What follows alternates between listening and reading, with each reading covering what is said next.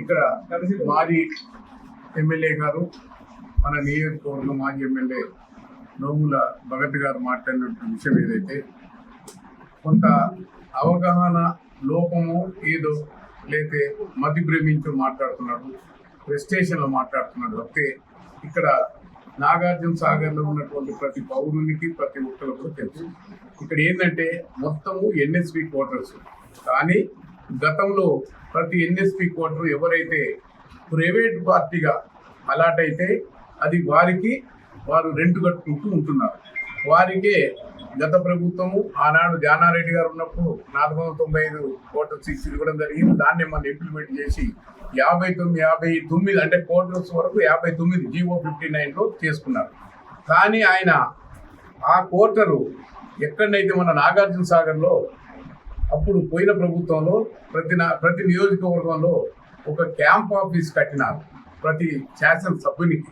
కానీ ఆ రోజు కొంత హాజీల కట్టాలన్నా, నిడవనూరులో కట్టాలన్నా, నాగార్జునసాగర్లో కట్టాలనే ఉద్దేశంతో కొంతమంది మధ్యన ఉంటుంది, నిడవనూరులో కట్టాలనే ఉద్దేశంతో కొంత కాలయాపన జరిగి వాళ్ళు క్వార్టర్ కట్టకుండా వాళ్ళు ఒక నిర్ణయం చేయకుండా పోయింది.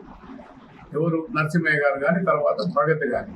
అప్పుడు వాళ్ళు నరసింహయ్య గారు ఉన్నప్పుడు ఇక్కడ క్యాంప్ ఆఫీస్ లేదు కాబట్టి క్యాంప్ ఆఫీస్ కొరకు ఏదైనా కూడా ఒక క్వార్టర్ను మాకు ఇవ్వగలరు అని చెప్పి కలెక్టర్ గారికి పెట్టుకుంటే అప్పుడు క్యాంప్ ఆఫీసు క్లియర్గా అలాట్మెంటు అది ఏంటంటే క్యాంప్ ఆఫీస్ అని చెప్పి ఈ యొక్క క్లియర్గా వాళ్ళు అలాట్మెంట్ ఇచ్చినారు. ఇందులో చూసినట్లయితే నోముల భగత్ పేరు కానీ నోముల నరసింహయ్య పేరు కానీ ఎవరి పేరు కానీ లేదు.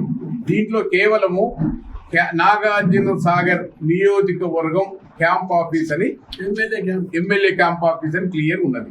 అంటే ఇవాళ వారు ఓడిపోయిన తర్వాత జయవీర్ గెలిచినా ఇంకో ఎవరు గెలిచినా వారు వీరికి హ్యాండ్ ఓవర్ చేయాలి. రేపు కూడా మరలా ఇప్పుడు క్యాంప్ ఆఫీస్కు స్థలము నిర్ణయం చేయడం జరిగింది. ఇక్కడనే మన నాగార్జున సాగర్లోనే R&B వాళ్ళు వచ్చినారు, నిర్ణయం చేయడం జరిగింది.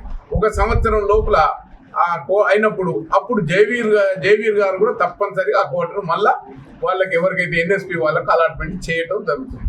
అంతేగాని ఇది ఎవరి ఆస్తి కాదు, అది ఎన్ఎస్పి గవర్నమెంట్ క్వార్టర్. నువ్వు నీ యొక్క ఎమ్మెల్యే ఉన్నంత వరకు నీ పీరియడ్ వరకు నువ్వు దాన్ని ఉపయోగించుకున్నావు, సంతోషం. అసలు అతనే గౌరవప్రదంగా అతనికి నోటీసులు ఇవ్వటము అన్ని చేయడం జరిగింది. ఇవాళ కూడా ఇది రాజకీయం కొరకు రాజకీయం చేసింది కాదు. ఇది అతను మన శాసనసభ్యులు కలెక్టర్ గారికి నాకు క్యాంప్ ఆఫీస్ కొరకు క్వార్టర్ ఇవ్వండి అని పెట్టుకున్నాడు. ఎందుకంటే ఇప్పుడు మీ అందరికి కూడా మీరు అందరు లోకల్ వాళ్ళు అంటే మీ అందరికీ తెలుసు. ఇప్పుడు ఇది ఎన్ఎస్పి వాళ్ళకి లేదు అలాట్మెంట్ అథారిటీ. మన క్వార్టర్స్ అయితే ఏదైతే 267 క్వార్టర్లు వాళ్ళు తీసుకొని మిగిలినవి మొత్తం కూడా మన కలెక్టర్ గారికి హ్యాండ్ ఓవర్ చేయడం జరిగింది, అంటే ప్రైవేట్ వాళ్ళకు.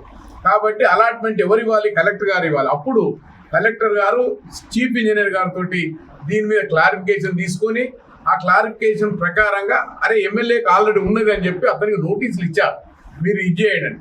మేము కూడా వాళ్ళు ఎమ్మటి ఉండే కొంతమంది చెప్పాం, ఎందుకు ఇందులో ఏమి లేదు, మీరు నెల కాకపోతే 2 నెలలకు ఖాళీ చేయండి అని చెప్పి మేము కూడా చెప్పడం జరిగింది. అయినా కూడా ఇవాళ ఏదో రాజకీయ లబ్ధి కొరకు ఏదో బయట వేసినారు అది వేసిందని చెప్పి అంటున్నారు. ఇంకొకటి ఇటు పక్క కర్ణాటక లింగారెడ్డి అటుపక్క అంటే నేను 1993లో నాకు ప్రైవేటు పార్టీగా ఇది అలాట్ అయింది. 93లో జానారెడ్డి గారు 91లో నాకు 93లో. ఈ నాగార్జున సాగర్లో ఫస్ట్ క్వార్టర్ అలాట్మెంట్ జానారెడ్డి గారిది, సెకండ్ క్వార్టర్ నాది. 93 నుంచి కూడా అత్యధికంగా నివాసం ఉండే వాళ్ళు కూడా మేమే. నేనైతే వారానికి 25లో మీరందరూ కూడా రోజు చూస్తారు, ఈయనే ఉంటారు. మేము అంతే తప్పితే వాళ్ళు ఎట్లా ఉన్నారో నేను ఎట్లా అంటే అది గవర్నమెంట్కు ఉన్నది, ఇది ప్రైవేట్ పార్టీగా నేను రెంట్ కడుతున్నా, నువ్వు రెంట్ కడతలేవు.